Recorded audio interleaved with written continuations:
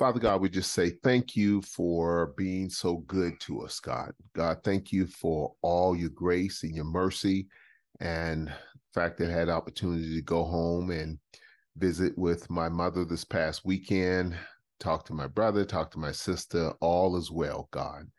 Talk to my in-laws, saw them. It's nothing like family. It's nothing like family. God, we thank you and we praise you. In Jesus' precious name, we pray and believe. Amen. Amen. Dear Heavenly Father, just thank you for this week, all the events that have gone on, the good, the bad, and the ugly.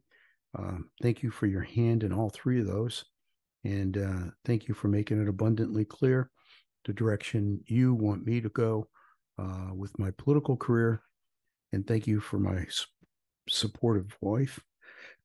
Sorry, didn't mean to cough in the middle of that. Thank you for my supportive wife and family and my friends. And let us have a good podcast and a good rest of the week. Amen. Okay. Bill, a lot is going on since the last show, and let's start off with some good news. Let's go with some good news. I saw our favorite college football coach, or I would say, like we used to call Rudy Giuliani, and we'll talk about that later, America's mayor. Let's say America's football coach for now, Deion Primetime Sanders. And I saw an interview that he did on 60 Minutes, and, it just talks about, for lack of a better word, it's almost like, let's take the high road. Bill, taking the high road is so hard sometimes, because sometime when one takes the high road, people see it as giving up. Other people see it as, Odell, you're not fighting back.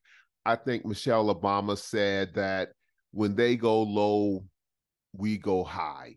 And something Deion Sanders happened because, as you know, Deion Sanders' team won against their arch rival, the Colorado State team last week. And some stuff happened, Bill. One of the things that happened is that one of his star players got hurt in what many would call a cheap shot. Others say no, but looking at it, looks like a cheap shot. And one of the things that the young man, his name was Henry Blackburn, and he played for Colorado State. And people were giving him death threats. And when Deion Sanders found out about it, Deion said this during his press conference this week. Said, Henry Blackburn is a good player who played a phenomenal game, Sanders said Tuesday. He made a tremendous hit on Travis on the sideline. You could call it dirty. You could call it. He was just playing the game of football. Whatever it was, it doesn't constitute that he should be receiving death threats. That's still a young man trying to make it in life. A guy that's trying to live his dream and hopefully graduate with honors or degree, committed to excellence and going to the NFL. He does not deserve a death threat over a game. And, when Deion said that, it's almost like, wow, it'd be so easy for him to say, yeah, it was a cheap shot, yada, yada, yada. But in the middle of all the prime time and all the bluster and all the stuff that some people may be irritated with Deion with, it's always two or three sides to a person, Bill. And another thing he did that just made me so happy is that, Colorado Buffaloes have a super fan. Her name is Peggy Kopman. She's 98 years old. And after the game, he gave her the game ball. And then she was saying something like, hey, what should I call you? And she said something, Bill, that made me laugh too. She said, good looking. So here it is, a 98-year-old white woman looking at Deion Sanders saying, should I call you Coach Prime, call you whatever? He said, call me whatever you want to. And she looked at him and said, just good looking. And then she said something. She said, she must have been listening to our podcast. I guess, because I didn't know to get offended or not, but I'm like, let Deion have his shine, How come good looking only seems to show up for black men? No white guys. I don't know, Bill. Hey, don't hate the player, hate the game. I don't know. But then the 98-year-old said, play me my theme song. So, Bill, what's your theme song going forward? What's your theme that's song? A great question. That's a great question. I got to think about that. I don't know. There's so many options. There's so many options. I think it depends on my mood of the day. Well, obviously you are in a good mood. You've been having interviews and everything else, but guess who else been having interviews? That doggone Merrick Garland. People don't know who Merrick Garland is, Bill. Merrick Garland, just a quick, and I know you said, oh, you always talking about everything going on. And I'm like, no, Merrick Garland was the gentleman that our senator denied the right to be nominated or hearing with President Obama. Remember back in 2016, 7 years ago? That's where, in my opinion, a lot of this started spinning. When Mitch McConnell, didn't allow him to be even a hearing on him. But don't want to go down that rabbit trail. So now, 7 years later, Attorney General Merrick Garland went through the interview with Jim Jordan, the chairman of the, House Judiciary Committee chair. And let's go back on how's he the chairman, because he made a deal with Speaker Kevin McCarthy that I won't challenge you to be the Speaker of the House. But what I want is this. I want to be the House Judiciary Committee chair, because that way I could go after everybody on investigations. What do you think about the deal between Jim Jordan and Kevin McCarthy, Bill? Shady, shady, shady. That's all I can say. I can say, years ago, there used to be these cartoons with these big old fat guys smoking cigars in the back room making deals. Well, we don't have big old fat guys anymore. We just got people out in the public making deals and thinking we don't notice. It's interesting. I was listening to a little bit of it. I've been busy, so I haven't listened to all of it. But the part that I did listen, one of the congressmen was Jim Jordan was leaving the room after he made his statement, and they're grilling Garland. And one congressman called out Jim Jordan. He said, that man that's leaving the room now, that's supposed to be the chairman here, he has a subpoena asking him to testify and provide documents that's 500 days old. Wow. When is he, as the head of the Judiciary Committee, going to honor a subpoena? And I'm thinking, do you think if somebody subpoenaed you, you could get away with 500 days? No, I don't think so, but I'm of the belief of the two-tier justice system, and one of the things that Jim Jordan yelled out today, he was giving Garland a hard time, and he says, you shielded Hunter Biden, and you shielded this, and you made this didn't happen. He said, and you wonder why 4 out of 5 Americans believe there's a two standard of justice in this great country. And I'm like, we now have two standards of justice. I'm like, come on, Jim, man, we've been had the two-tier justice system. What are you talking about? But it's just people spin it the way they want it spun. And right now, this country is going through a situation where if folks feel that they're denied something, you don't know anything about this, but let me just say, someone may feel they were denied a seat on some board. And the other party's like, oh no, we're going to get you back. So now all of a sudden you have Attorney General Merrick Garland, who should have been the Supreme Court Justice. He should have been the Supreme Court Justice, Bill. He was nominated by President Obama in 2016. And your boy said, no, we're not even going to hear it. So it's almost like, and I don't know, this is a South Carolina term, Bill. You don't know nothing about this. This is black folk in South Carolina, Geechee Gullah. When you get in trouble and Grandma and Ma says, go out and get a switch that I'm going to beat you with. Like a light switch? Not a light switch, a switch. like you go to a tree and you get a switch. A nice green one that bends. A nice green one. Did y'all do that in Ohio?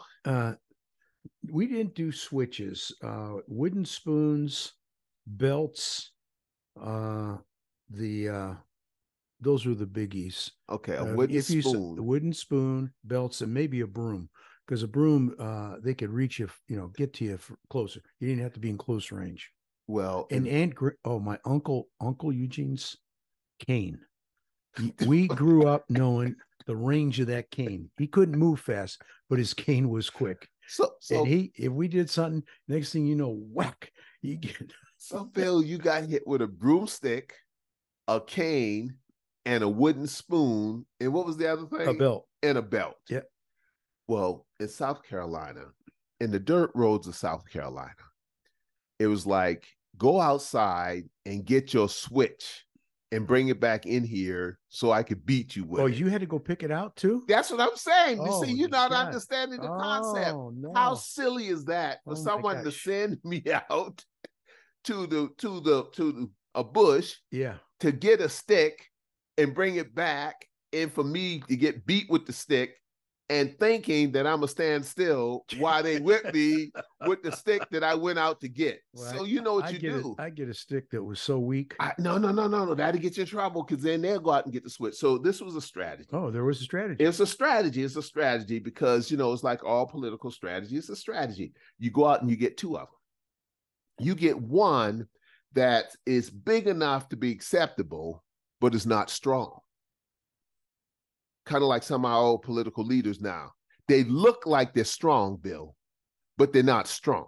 But from afar, you get it and you polish it up. You put a blue suit on, a white shirt, and a red tie. They look like they're strong. So I would get a switch that looked like it, tall, long switch, but it was a young switch and it was weak. You know the difference between something once it grows and gets strong. Mm-hmm. And then I get a short one that was a little better, but not as long. And she would always pick the long one, because the long one looked big. Sometimes it's just like, sometimes we look at politicians and we look at him and say, boy, he looks like he's the one, but he ain't the one. Because the oil didn't flow when he came in the room. See, when you went to Jesse's house and you asked the question, how many sons do you have? Because I was told that somebody here is a leader. And you go and you bring this one in, you bring that one in, and the oil don't flow, but they look like it. And then the prophet says, do you have one other son? Do you have any more sons? Yes, I have another one over there, tending the sheep out there on the backside of the pasture. And he said, well, can you bring that one in? And that's when the oil flows. So the whole essence of, if God sends one to be a leader, the oil flows. Things get done. People respond. That's part of the system. But when man says, well, I like this one because it look a certain way, that's that switch.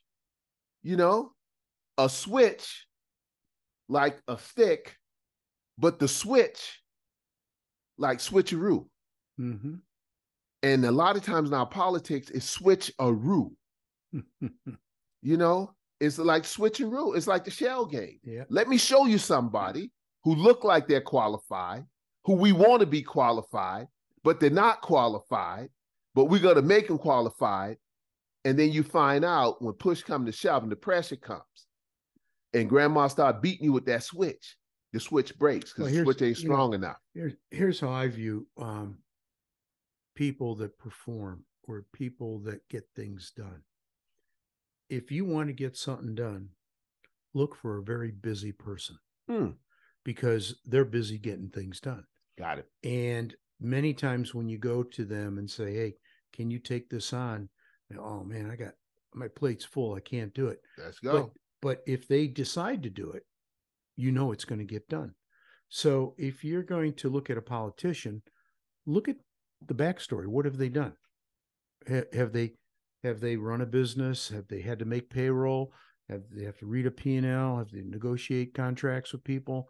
Or have they changed tires? Well, since we're talking about switches here, when they say go pick your own switch, they're saying basically the gist of it is that you have to pick a long, slender branch from a tree or a bush and give it to your caretaker, i.e. mama, grandmama, for them to lash you across your legs. Then it says, if I tried to block the switch, if I tried to block the lashing, Bill, with my wrist, she would whip me even harder.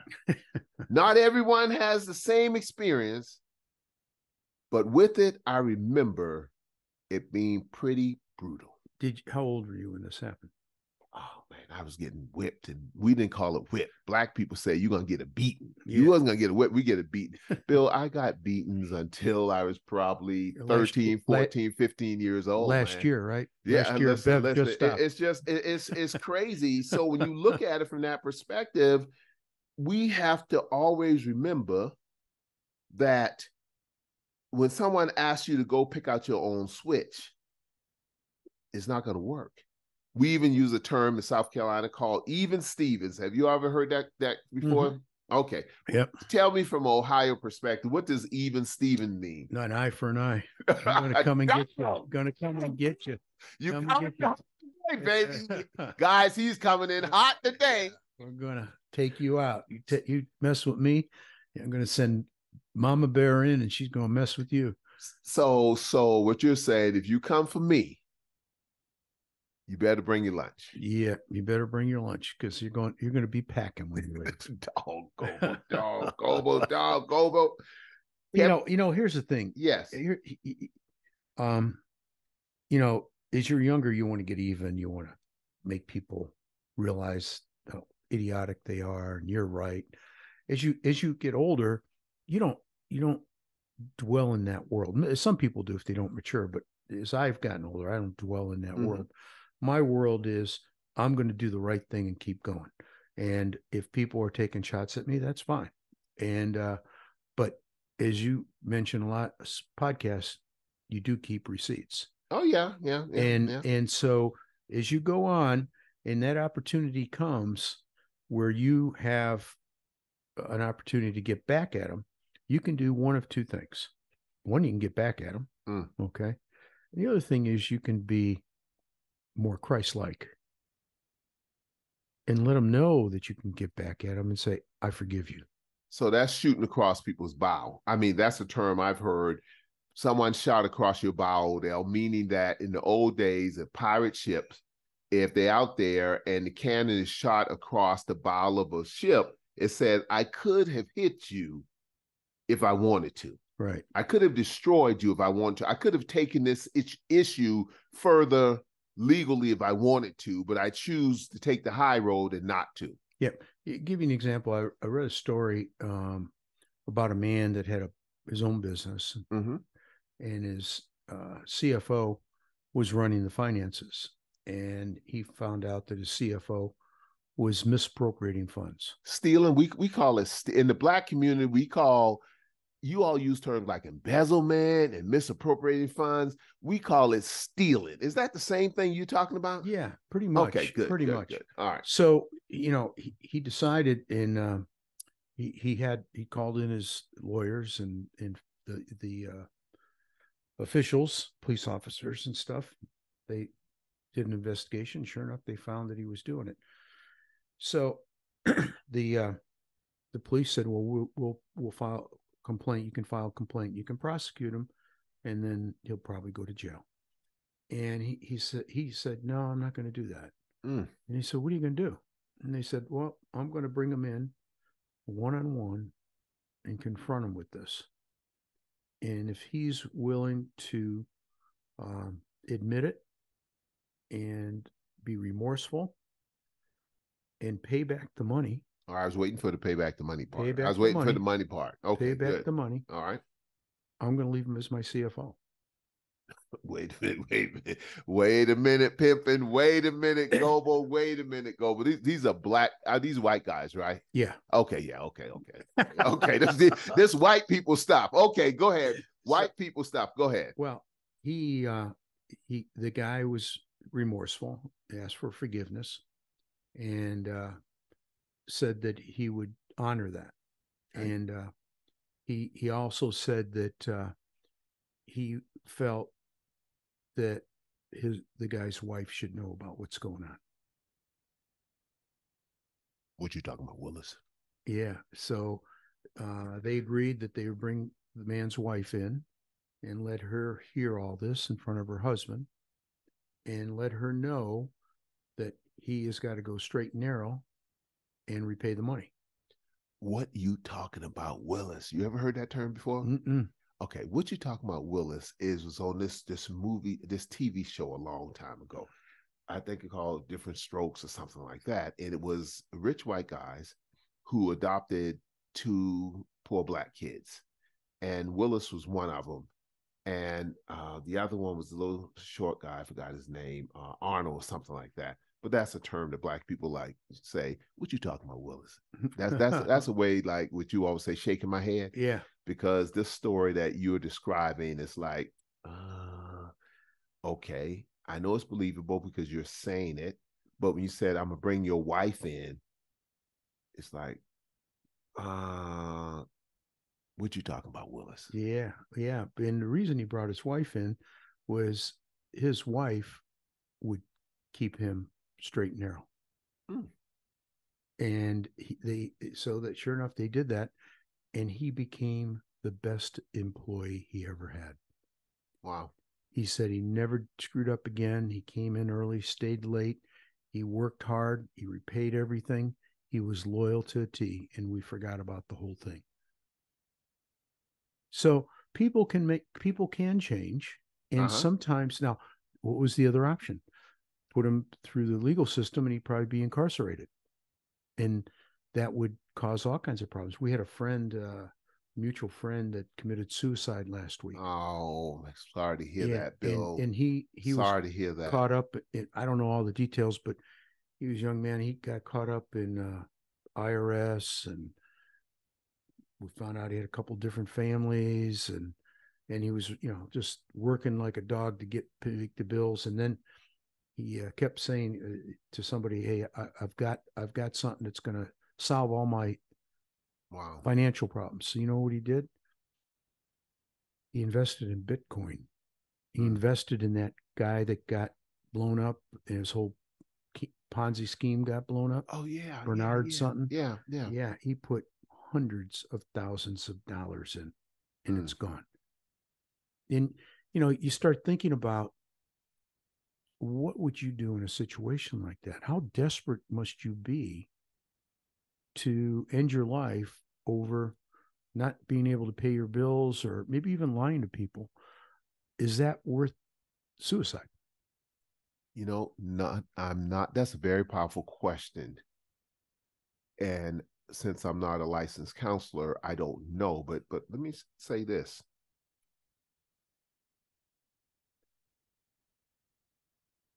Is it mental illness or a situation where someone is so got caught in situation is like there's no way out, so this is the only way out? I've heard of individuals who go and do mass shootings, and then when the authorities arrive, the police arrive, they're like, okay, I'm gonna take my own life. I heard about a situation just the other day where a husband came and killed his wife and then turned around and killed himself. I heard about stuff like that. And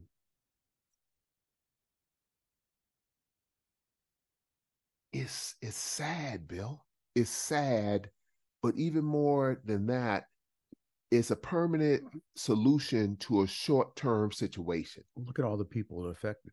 Oh, definitely, definitely. Because a lot of times when you wake up in the morning, no, this is my Odell's philosophy. Since I've been broke and poor and disappointed for much of my young life, I'm like, if I could just live to see the next day. That was my mantra when I was very young. If I could just live to see the next day. If I could live to see the next day. If I could live to see the next day. Usually the next day comes. So far in my 63 years of living, the next day never didn't come. Now, do I have to face things the next day? Yes. Back to the situation where go get your own switch. People said, okay, nothing worse than I'm going to give you a beating later on. When I get home, my grandfather, when I get home, you're going to get a beating. Or later on, I'm going to get, so you're sitting there with the pressure on you that, you know what? I'm going to get my behind tore up later on. I know I'm getting my behind tore up. And then the mistake is, Bill, that sometimes you forget and think they forgot and you go to sleep. and then you awaken because a belt hitting you, and you ain't ready for the belt, so you have to wake up like, am I dreaming? And then you realize what's happening, and so you jumping up trying to protect yourself because the belt's coming at you. And then all of a sudden I grab my grandfather, big tall guy, grab his legs, and then he get mad because the belt he tried to hit me and he hit himself. Then he's like, now you made me hit me. Well, what do you expect me to do? So what do you expect someone who's going through a lot of challenges to do? We would hope that they would have someone to talk to first. We would hope that they have a professional person to talk to. We would hope that, but hope doesn't always work out. Well, if anybody that's listening to this podcast is considering that, reach out to someone.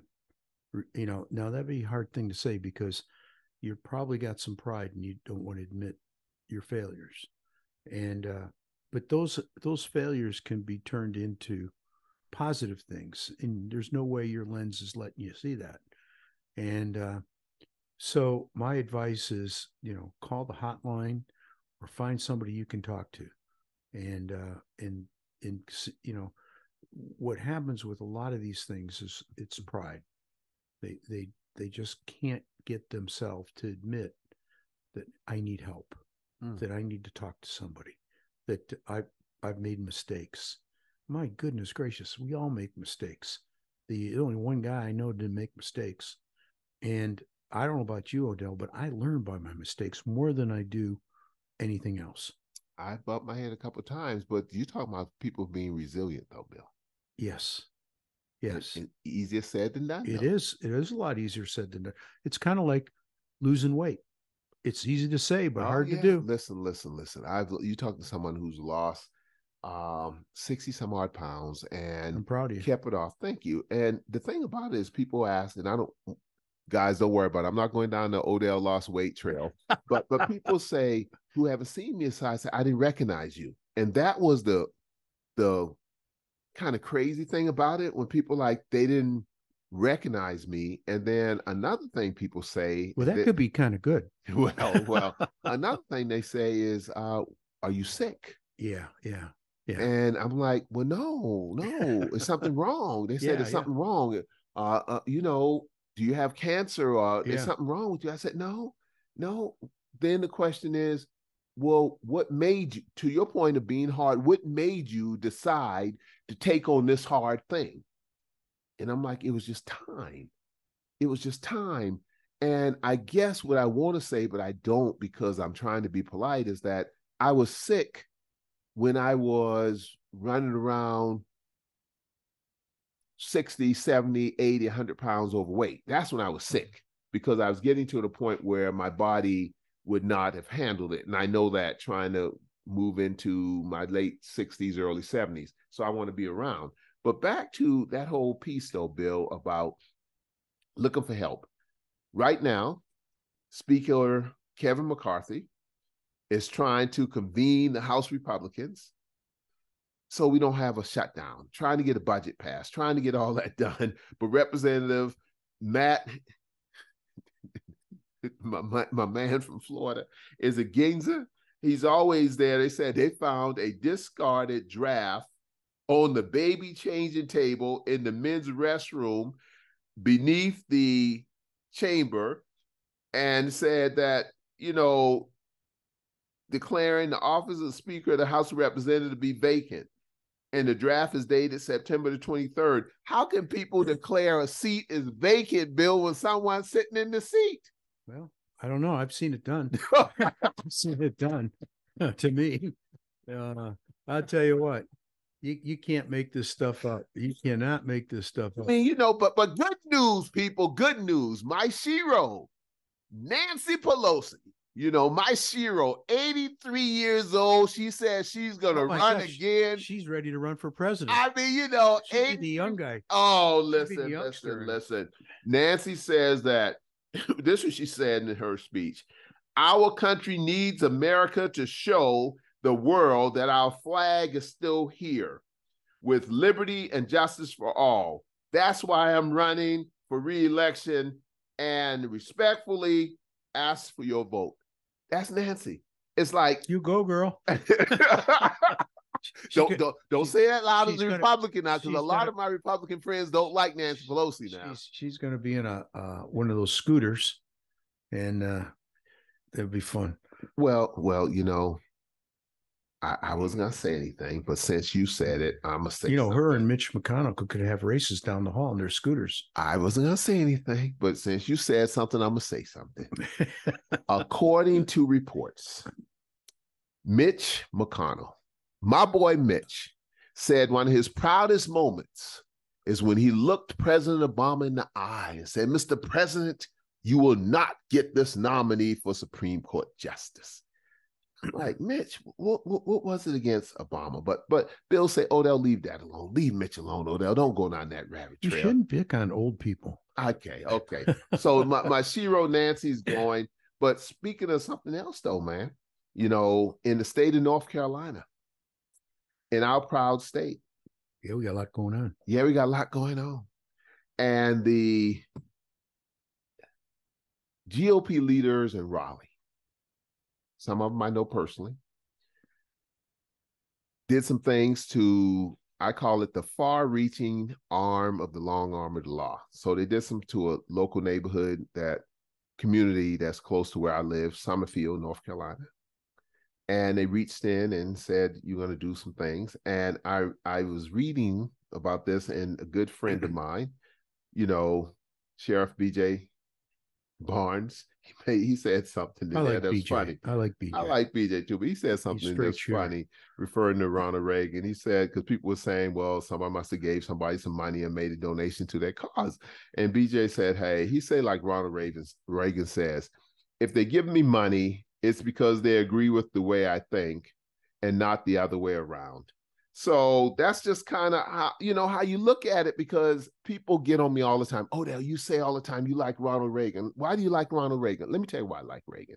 Now, I know Reagan did a bunch of crazy stuff. You know, when he's governor, talked about black people, welfare queens and all that. I get all that. But Bill, I'm of the essence that I don't have to like everything about somebody to like certain things about somebody. So, you know, you have Tim Scott. Tim Scott's Black Republican from Charleston, South Carolina, running for president. And Tim went to Iowa, and Tim said, hey, someone asked Tim, what do you think about the auto workers, United Auto Workers strike? And Tim said, fire them all, fire them all. You know, Ronald Reagan, fire them all. And I'm like, Tim, first thing, my brother, you did a horrible job in the first, because I was a big fan of Tim's. You did a horrible job in the first debate. You were scripted and you didn't come across well. Now you're scripted again. You need to know the difference between the United Auto Workers strike and what Ronald Reagan did with the air traffic controllers, who were government employees. You've dealt with strikes before. You've been around it. Sure. What can you help the brother? What can you help the black guy running for president on the Republican side? Because believe it or not, you all do have some black Republicans over there. Yeah, I know. I've met both of them. But no, get back to the strike thing. Well, the air traffic controllers thing is totally different than United Auto Workers. One, exactly. Like you said, they're not government employees, but more importantly, if they let them all go, who's going to go to the plants and make the cars? Where what Reagan did, he brought in the military air traffic controllers and ran it until they came to their senses and came back. So, there's a huge difference there. Let me talk about unions. When I was in high school, yes, sir, I worked in a grocery store, Fisher Foods, it was called, in Parma. Any black people working in this grocery store? No, I don't think we had any customers that were black either. You know, we didn't keep any kind of black ethnic foods. What's black ethnic food? You talking about soul food, chicken feet, that kind of stuff? Oh, chicken feet. They never saw chicken. Well, you know, white people call chicken feet now. I see it at Food Line the other day, chicken prongs. Prongs. I'm like, what in the heck is a prong? This has been chicken feet my whole life. Now that I got bougie and call it chicken prongs. But go ahead with your story about the white subdivision and the white supermarket, and no black people work there, no black people shop there. They didn't have black people food. Go ahead, my brother. So I get the job, and I would go in on Saturdays. In fact, during my last 2 years of high school and all through college, I never had a Saturday off because Wow. I worked in a grocery store. And so I was a bagger. So I would bag and take carts, get the carts. And when I was making, I don't know, $7 an hour, maybe not even that much. It wasn't much, Mm-hmm. because I was part-timer. How old were But you? I was 16. So you've been working your whole Oh, life. that wasn't my first job. My first job Okay. was the paper boy, and then I worked in a car wash before that. But anyhow, so I was working there, and I got my paycheck. And you think, oh, I'm making $7 an hour. You work 10 hours, you got $70. So I'm Right. thinking, oh my gosh, I'm gonna have $70. What am I gonna do with all that money? Well, then you look at your thing and you learn about taxes. Yes. You learn about taxes, and you learn about Social Security, Yes. and you go, oh, wait a minute, the federal government took money. What's this Social Security thing? And then the state took some, and there's union dues. I didn't even know I was in a union. FICA. Yeah, FICA. FICA. Yeah. So I had to pay union dues as a part timer, and I never saw a union representative In Ohio? in Ohio. Yeah, it was Wow. local 880. I remember, and I still know where the office is. And they would take money out of a high school's paycheck for dues, and they never did anything for us. I never got a raise. It was, if I got a raise, it was because Fisher Food said, "Hey, you're doing a good job. We're going to Right. promote you to, Right. some job." But they didn't do anything like that. And but it was union, and I became a little soured on unions because I can see them wanting dues from somebody Mm-hmm. that's working and they're getting the benefits, but a part timer that's working 8 hours a week, you're taking $10 a month out of his paycheck, which back then was probably a month's worth of gas. Mm. So that really soured me on, and then I've seen in businesses where union demands have shut down businesses. And now I don't know all the details of the United Auto Workers. I do know that United Auto Workers did bail out GM and Ford when they had all those problems. And so I don't know if it's time to pay back that or not. But it's interesting. You didn't hear any strikes on Toyota, Nissan, BMW, Mercedes, Teslas. Teslas. You don't see any. Why is it just these? Well, maybe the name, and not trying to be funny, United Auto Workers Strike. Now, from the UAW strike, Bill, from what I understand, it hit Ford, General Motors, and Jeep, which is the parent company of Stellantis, if I'm not mistaken. Yep. And it says is illegal under the National Labor Relations Act to fire workers for taking part in a lawful strike. So none of the big three have claimed that the auto workers strike is unlawful. That's interesting. But you're right. So you said a lot of the foreign companies are not having strikes. Yeah. Interesting.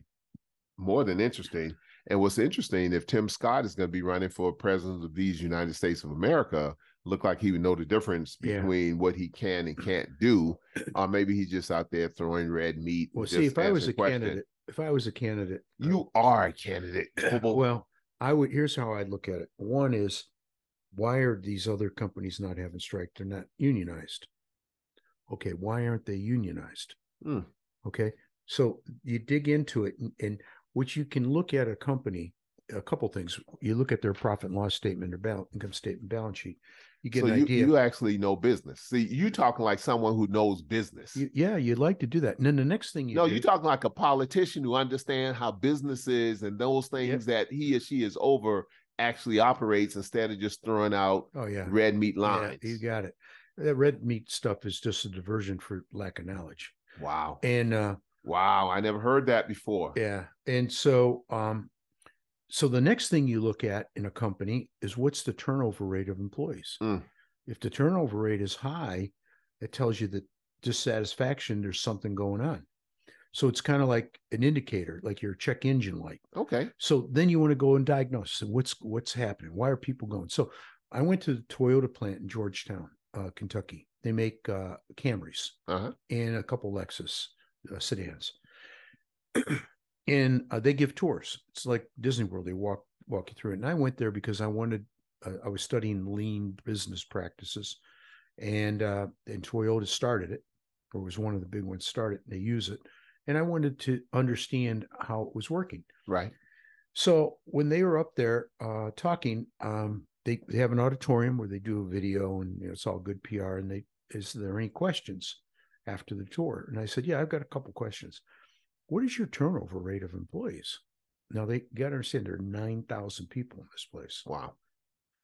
And he said, oh, if we get to 0.9%, we're worried, meaning there's no turnover.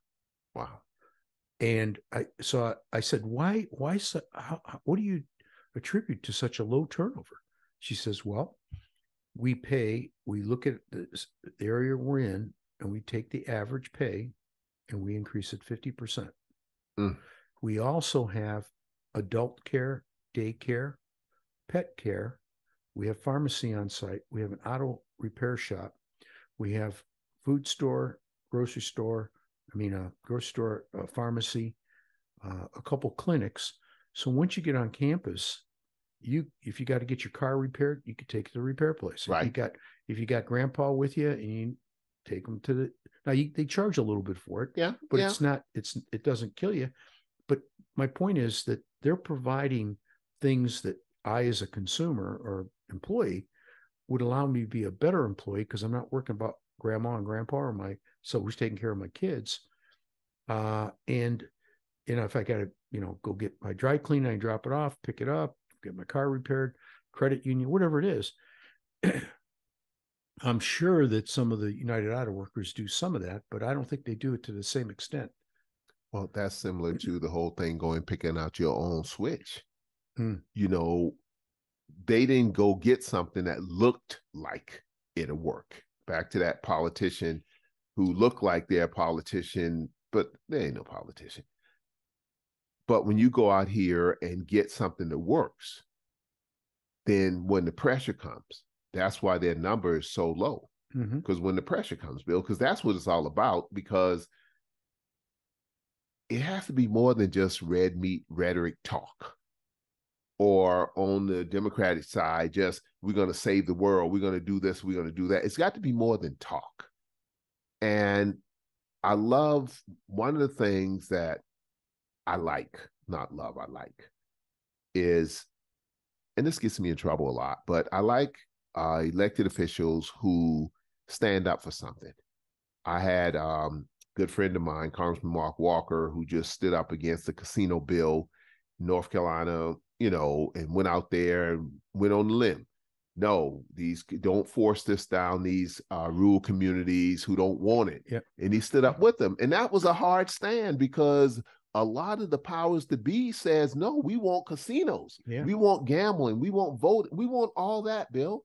Yeah. How hard is it to stand up against how hard is it to stand up and not be in the cool kids club? You've had that experience. Well, when I went to the Stokesdale council meeting, when that issue came up, there were about 50 or 60 people at the council meeting against the casino, and they all got their 3 minutes to talk. Mark talked. And, Mark was there? Yeah, Mark was there. He talked. And I talked as well. I was going to give him an update on the school board, but I asked for a reprieve on that so I could talk about the casino. And Mark and I were on the same page. The page is, let the local community decide. Right. Okay, give them a referendum, let them decide. If they want it, great. If they don't, great. But that's their property. Don't dictate it from Raleigh. I mean, you can put it on the ballot and let people decide. And that didn't happen, obviously, and they're going to legislate it in, and the people had no choice, but now they've backed off of that, which I'm glad to see. I'm not against casinos. American Indians have them. And I think, it's kind of like the lottery. It's gambling. Okay. It's interesting, on the lottery, it's supposed to be for the school system. Right? Don't go there. Go ahead, Goebel. That's the biggest farce out there. So it was sold. Money's going to school. And it was going to be incremental to what the current state gives. Well, just before the law passed, the legislature made a little left turn, and they said, well, we're not going to make it incremental. And they had a percentage, like then 35% of it was going to go to the schools. And they dropped that percentage and didn't put any percentage in. Wow. And it was at the discretion of the legislature at the time. So I know where this is going. And so the schools get about 26% now of it. Of the whole thing. Of the whole thing. And wow. The rest of it, a little bit to administration, and the rest of it goes back into coffers for the state. And it's got to be tough to balance a budget when you got a big budget like that and all the different needs of a state of our size. Right. I mean, you got bridges, you got roads, you got schools that you're supporting, you got a judicial system you're supporting, a legislature. I mean, there's a lot to it. And then all the social services that are provided, you can't provide everything to everybody. I mean, it's just impossible.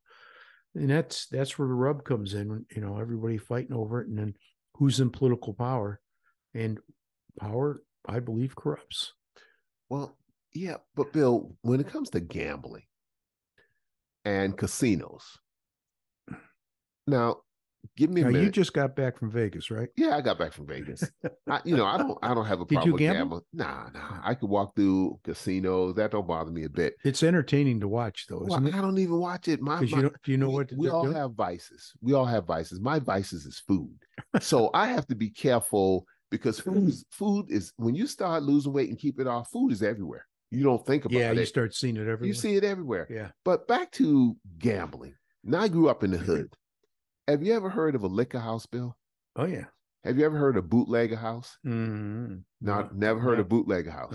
Okay. Have you ever heard of the numbers house before? Oh, yeah. Okay. So those was in my hood. That was my next door neighbor. What was it when they used to do on sports betting? Like that's the numbers house. That's what I'm saying. Okay. You could bet on anything. So that was the neighborhood. Not all. So the people back in Charleston, South Carolina, shout out to Marysville, the hood, everything. So I ain't talking about everybody, but if you've been there long enough, you know what I'm talking about. Is some truth here that we did have the bootlegger house in the neighborhood. We had the numbers house in the neighborhood. You know what I'm talking about. And then later on, the bad thing about it, then we had the dope dealer house, the dope house in the neighborhood, what they call the trap house now, the trap house. Oh, is that what they call it? Yeah, the trap houses. I know. I know. I have no idea what you're talking about. Exactly. It's like the first time somebody talked to me about critical race theory, I'm going, okay, what does this mean? And wokeness? Yeah. Yeah. Hey, we've got critical race theory, and that's kind of gone off the burn. Now it's wokeness. What do you think is going to be next? The bootlegger house. The bootlegger house, or the dope dealer house, or the trap house, or all those type of things. And we call them different things.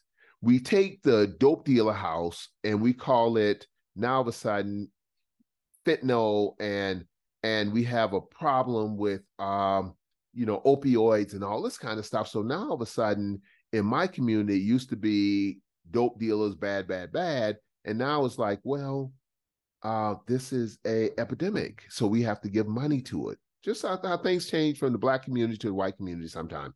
Or as we sit there and say, gambling, the bootlegger house, or people gambling and doing those things, that's been going on for a long time.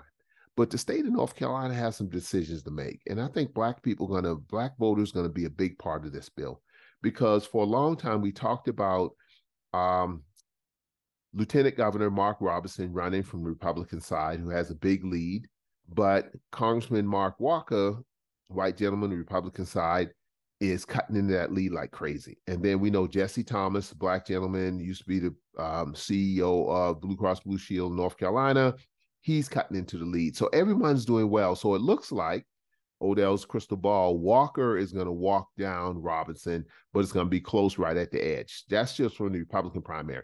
Now, on the Democratic primary, for a long time, you had State Attorney General Josh Stein, who no one was running against. Now, Michael Morgan enters the race, and he's, for North Carolina governor. And Michael Moore, a former associate justice for the North Carolina Supreme Court. Now, that's going to be a problem because he's Black. And I don't think the Democrats understand, but let me say, shout out to my people, the Democrats, who I'm proud Democrat. Let me tell you what's going to happen. The same thing that happened in 2008 with Obama running against Hillary Clinton. At first, we told Hillary Clinton and Bill Clinton that Bill Clinton was the first Black president because he went on Arsenio Hall show and did that he was cool. But then when the race started, we were supporting Hillary Clinton because Hillary Clinton was Hillary Clinton. And then the white people in Iowa, which is where it's a pledged delegate, caucus, Iowa's a caucus. Obama won 38% and Hillary got 29%. And we like, whoa, wait a minute. This Black guy actually won? With the funny name actually won? And then New Hampshire, which is a pledged delegate, Obama got 13 of the delegates and Hillary got 9. And then Michigan, Nevada, South Carolina. And that's where Clinton got in trouble because he started trying to muddy the waters and kind of throw some shade on Obama. And the Black people in South Carolina said, whoa, wait a minute now. Wait a minute, Bill. Back off. Now, we know you are a guy, but the Black people, because it was Jim Clyburn, the Black people in South Carolina like this Black candidate, and that's when Hillary knew she was in trouble. And eventually it played itself out, and Hillary got beat. But Hillary didn't quit. She stayed to the end. She should have quit, but she didn't because she hurt the party. But at the end of the day, Obama won. Now, I think Michael Morgan is going to take Josh Stein down the same road because I don't think the people understand that Black folk is going to look at this Black candidate, not because he's Black, because he's qualified. And then I've met Josh Stein before. They're going to question Stein like I did before. What's your plan? What's your plan? So Stein's going to have to talk about what's his plan. And a lot of it's going to evolve around Black justice and two-tier justices because here's one is the state attorney general, Josh Stein. And then here's another gentleman who's from a very prominent family in Eastern North Carolina, Bill, who's been a judge on the Supreme Court. So trust me, the whole governmental race, the governor, this whole race is going to get crazy going down the line. And it's going to be Black folk right all up in there from the Republican side, from the Democratic side, from both sides. Yeah, I think you're right. So what I'm hearing is there'll be 2 Blacks running for governor, 1 Democrat, 1 white. It'll be, I think when it's all said and done, it's quite possible that the Republican primary will have a Black gentleman, Lieutenant Governor Mark Robinson, neck and neck with a white gentleman, Congressman Mark Walker. That's on the Republican side. Now, Jesse's my guy. Jesse announced his candidacy on our podcast. So shout out to you, Jesse. But I don't see you getting there yet, but I might be wrong. So don't beat me up. And then on the Democratic part, I see Michael Morgan taking what the gentleman, what's his name again, Bill, from who's running on the Democratic side now for governor. Hold on a minute. Here it is. It's simple. Josh Stein. Josh, it just slipped my mind. I know your name, just slipped my mind. But I think Michael's going to give him a run because Michael is from a prominent family in Eastern North Carolina. Eastern North Carolina, usually Republicans, not Democrats, but the Black folk over there who are Democrats going to vote for Morgan, not Stein. And that's going to be an issue because Eastern North Carolina carries a lot of weight, especially in the primaries. And then when you come to the urban areas, the cities where Black folk hang out, and they look at Stein and they look at Michael Morgan, Morgan's going to be tough to beat.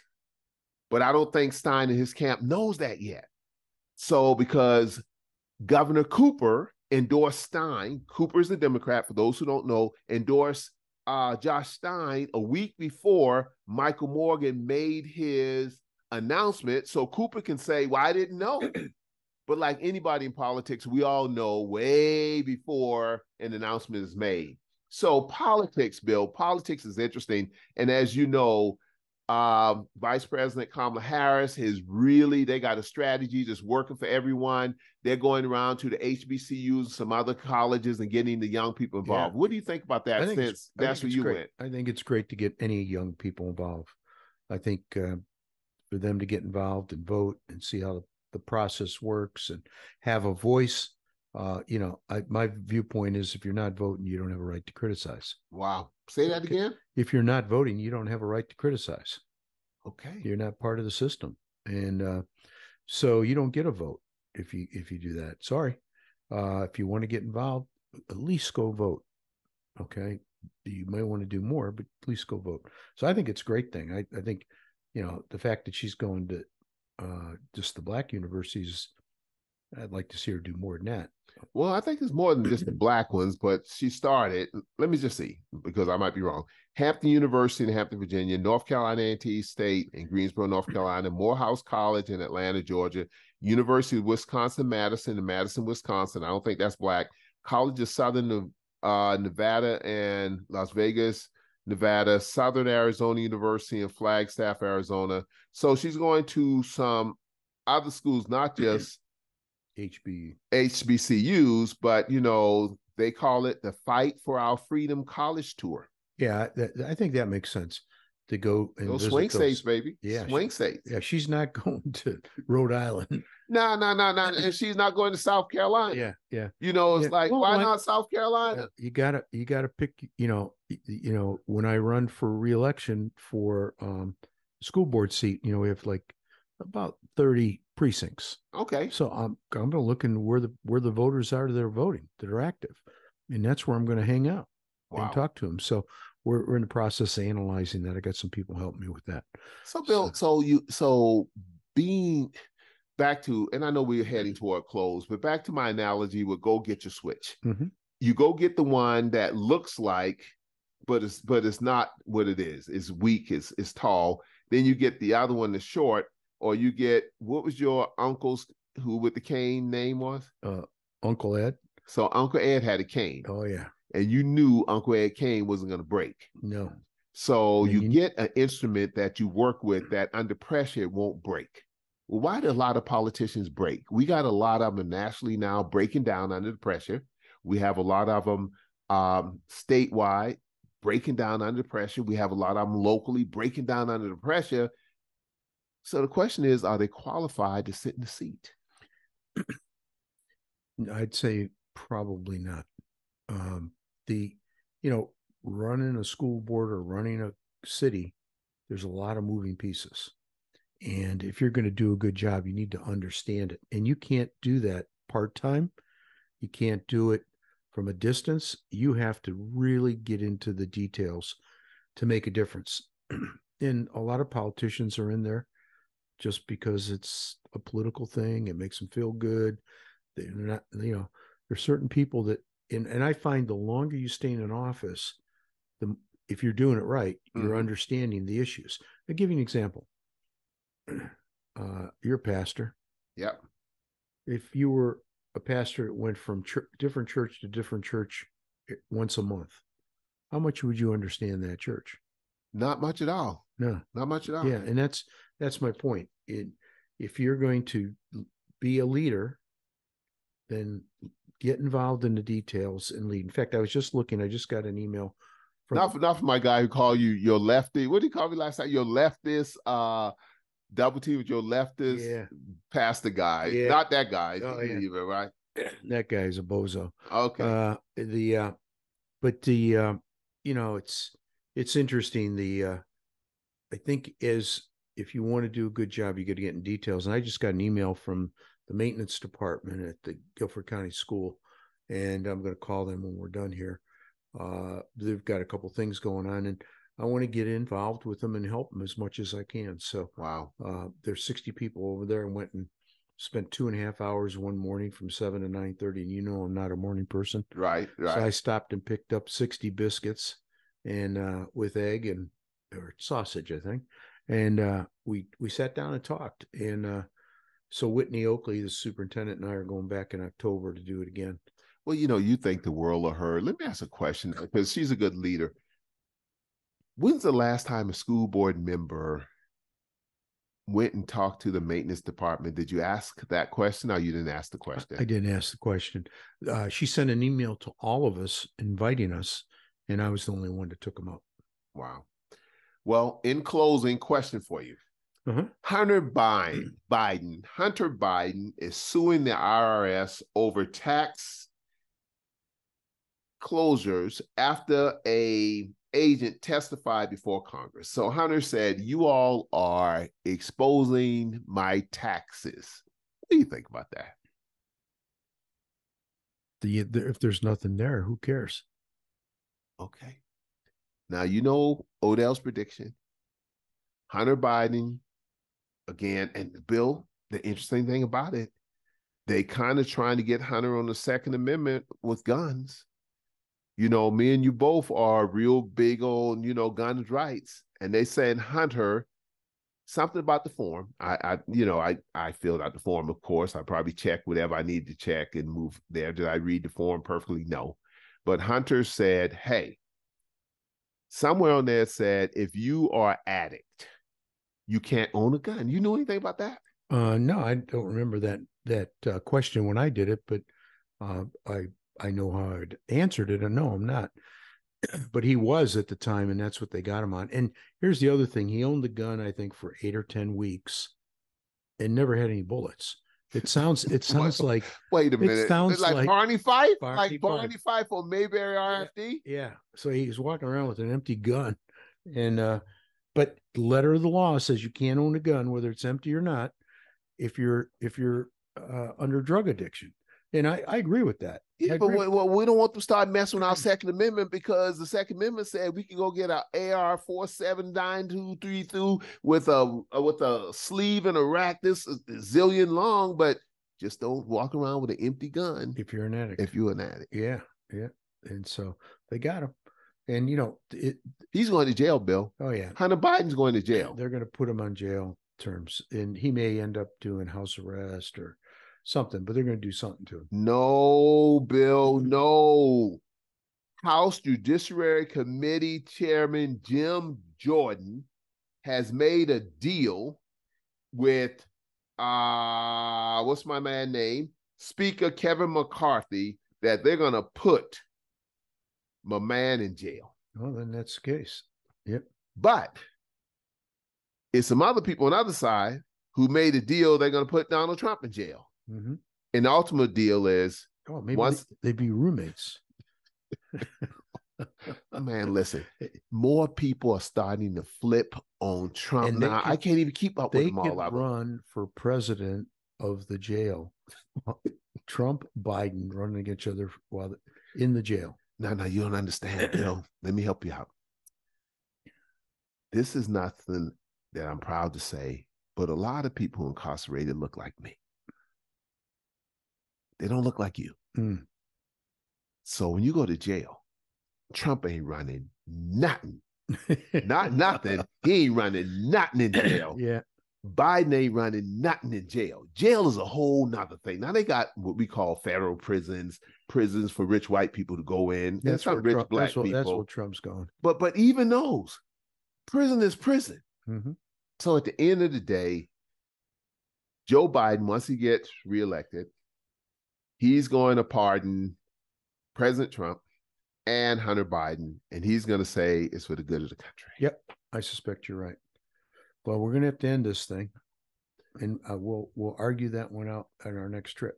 Hey, like the young lady said, hey, what's my theme song? What's my theme song? And Dion's on 60 Minutes, and he's got haters out there. And the super fan, Peggy Coppin, received the game ball, said, hey, give me my theme song, Bill, because she called him the good-looking black guy. Yeah.